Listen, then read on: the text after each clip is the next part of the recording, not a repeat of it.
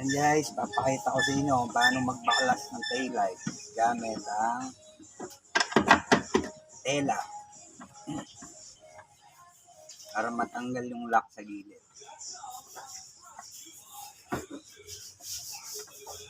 Matanggal nyo yung mga tornilyo.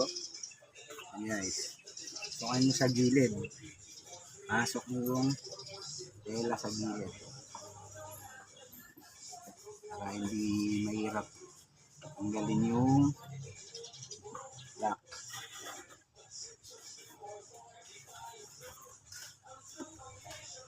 Pasok nila yung tela.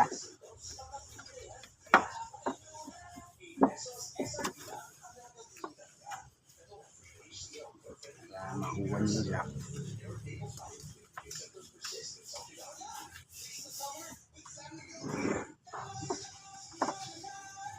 Ayan guys, pumasok.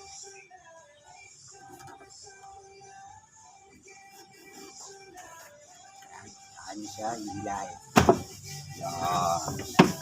Yan lang guys, tanggal na yan. Guys, yung lock na to.